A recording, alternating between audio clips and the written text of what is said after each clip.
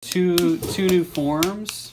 The first form, I'll go over kind of the steps again, just so you can sort of see how I'm treating this larger amount of clay. The second form, I'm not going to talk as much about the steps, but I'll talk about what I'm thinking about when I'm, where I'm leaving clay and where I'm not leaving clay. Did we hit record? Mm-hmm. Okay. So, always start out with a round thing, put it in the middle. Sometimes I'll kind of slap it into a cone. That does a couple things. It'll adhere it to the wheel, but it'll also kind of get it ready to center. Okay, so more clay, more pressure. You have to find out where you get that pressure from. So I'm going to wedge my elbow in and lean into the clay. And I'm going to push forward from my body, and I'm going to pull back towards my body with my left hand. You can do it either way. Principle is the same. You can switch hands, it doesn't matter. And bring it up into a cone. So I'm using this knuckle right here to make the groove, and then just like the base of my hand right there to pull back on the clay. Now I'm going to push forward diagonally, and I'm going to pull back kind of in the middle, and it kind of does a weird thing to the clay. Kind of pulls it a little bit off center. You have to use enough pressure to keep it from wanting to really go off center. You could probably see it really kind of wanted to shift off, but I just kind of pulled back just a little bit harder, and it stayed kind of in the middle. Now I'm going to switch my hand from here to here. I'm going to push down. I'm going to make it kind of a bullet shape, or kind of a short cone. Then I'm going to do one more and lean in. Maybe I'll switch hands for this one just so you can see it with the left hand. Okay. Kind of squish the clay up. I'm not lifting the clay up, I'm just kind of squishing the clay up. You want to make sure that you're using enough water that it doesn't just twist off. Okay. I'm going to push down. So I'm pushing forward and I'm pulling back.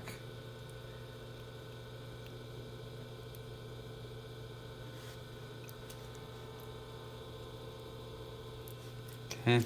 Now you can see it kind of wants to fold over itself a little bit. So what I'm going to do is I'm just going to kind of push hard forward there. Kind of allow it to expand underneath my hand a little bit. It's not quite on center, so I'm just going to center it just a little bit better. One thing I'm not doing is trying to center this little bottom part. I usually center this top part of the clay, and then I just kind of pick that part off with my finger.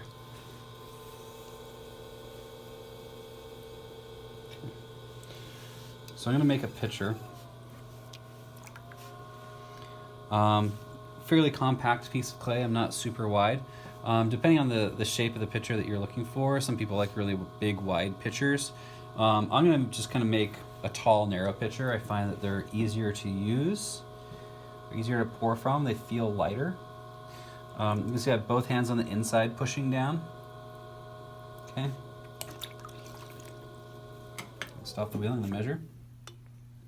Okay, just like in my vase, it's not quite enough clay there. I have about 1/8 of an inch of clay. So what I'm going to do is I'm going to open it up just a little bit above where I dropped the hole. Okay, so it's a little thicker right here, a little thinner down here, and then I'm going to compress the clay into it. And that'll give me the clay that I need for the base of the pitcher.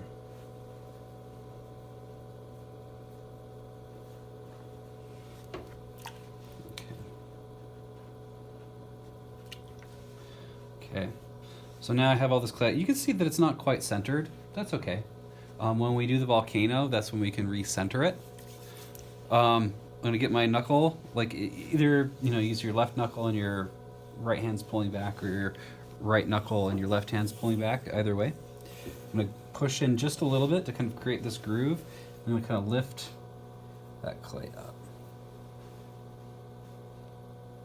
and bring it in. You want to start up and in.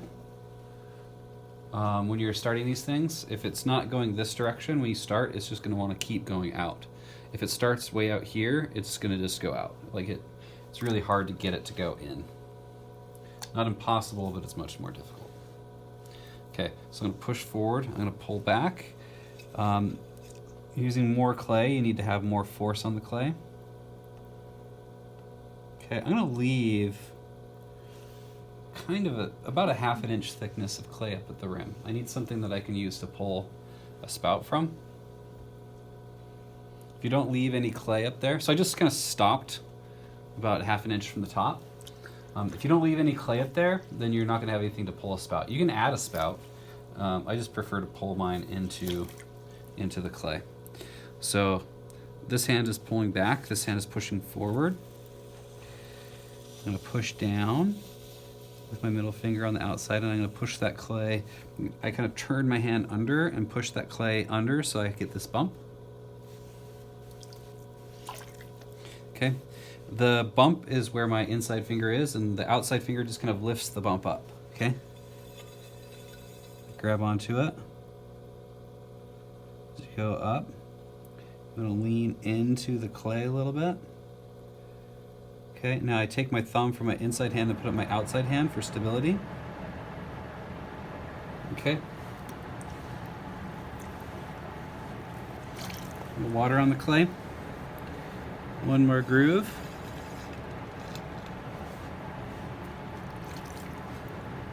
Make sure the clay is wet. This last pull is pretty... before I start this, notice where my body is. Like, I'm kind of sitting back here, I'm looking at the clay. My elbow is kind of up above the center of the clay. As I move up the clay, I'm gonna move in like this. Okay, I'm not moving away. If you move away, it's either gonna twist down at the bottom or it'll just turn into a bowl.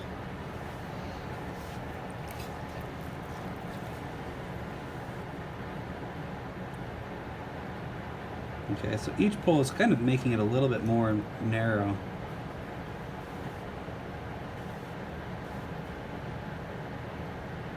Got a lot out of that.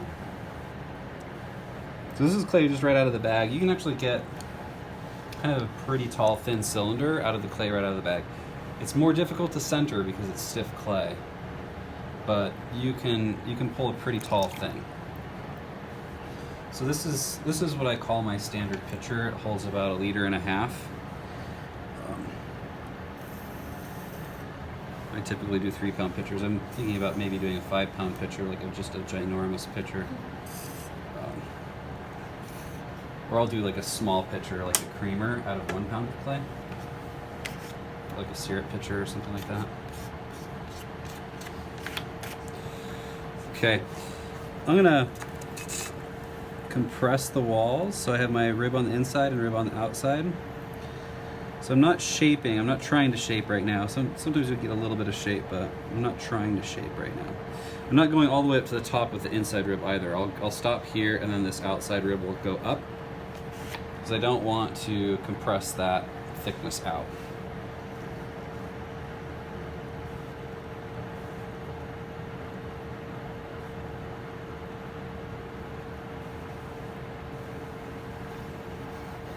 Probably going to be a little bigger than my normal pitcher. I use porcelain typically, and porcelain shrinks a lot more than this clay, so this will probably be like closer to 2 liters of whatever liquid you want to put in there. Water, margaritas, sangria, whatever.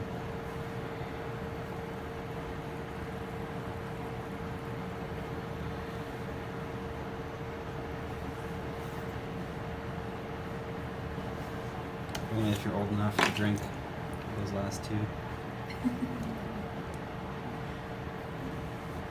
Okay, so I have this kind of shaped out just a little bit. I'm not completely done with my shape, but I kind of want this to go in just a little bit because I kind of like to have a little bit narrower shape at the top.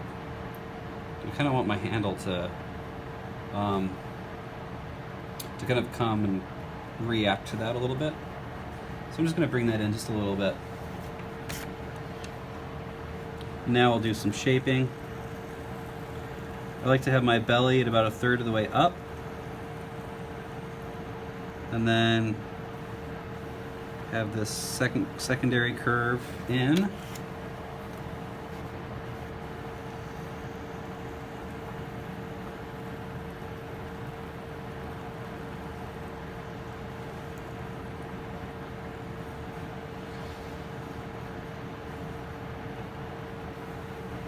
Okay, and then I'm gonna set that down. I'm just gonna kind of tug on the inside of this rim, just bring this out just a little bit, just for a little extra shape here. So this is my kind of standard, what I would call my standard pitcher. Okay, I'm gonna create the foot. Just gonna push in the side. Your pitcher doesn't need to be this tall. This is probably like 10, 11 inches tall. The requirements are 6. I guess I probably could have done a 6-inch pitcher, but it's almost not worth using a pitcher if it's only like a half a liter. Okay, I have the belly a little bit low, so I'm going to shift it up just a little bit. So just kind of supporting on the inside of the rim here. I'm not trying to do anything with my inside hand other than just stabilize the cylinder. All right.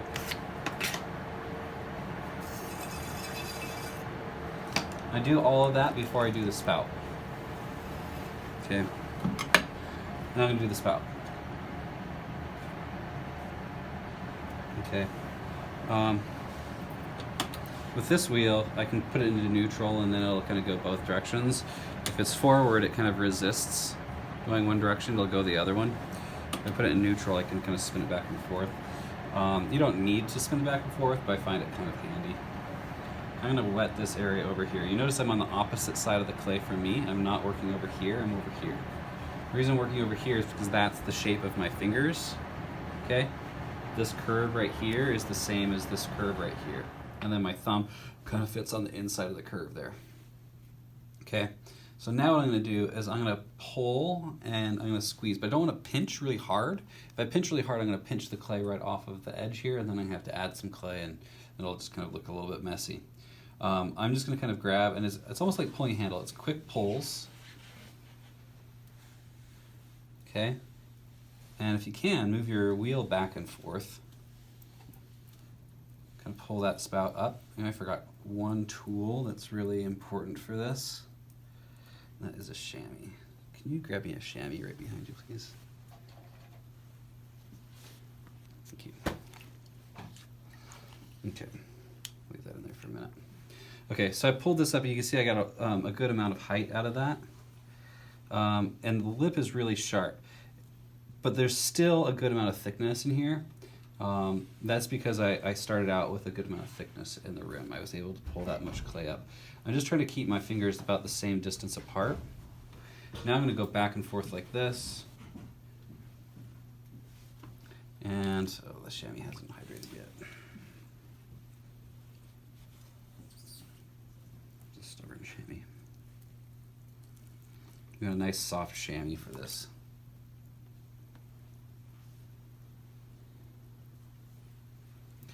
A lot better now.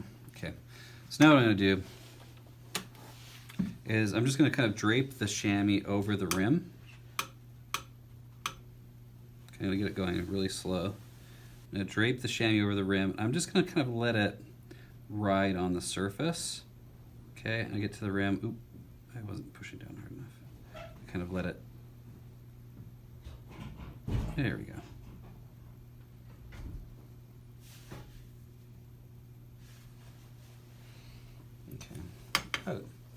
Maybe a little on the sharp side for what I normally do. Okay, so after I did that, I'm just taking another look here to make sure that it's symmetrical. I'll go over it one more time to kind of get the sharpness out.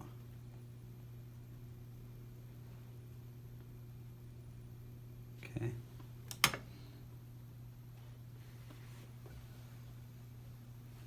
Okay, now that would work as a spout, but it wouldn't work very well as a spout. It would just kind of go blah, and like all the water or sangria would go everywhere. What I want to do is I want to kind of direct the flow of whatever's coming out of there. So I'm going to take my thumb and my index finger for my left hand. I have this on my right side. I'm going to squeeze in just a little bit. I'm going to take my index finger, I can go down to the gullet and then kind of go forth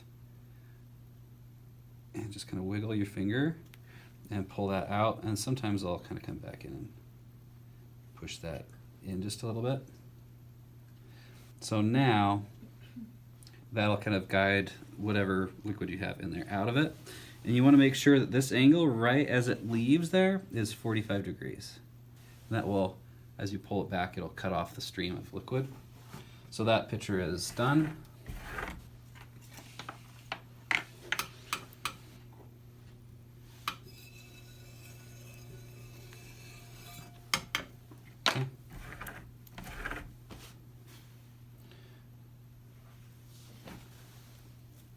Okay, nope, sorry.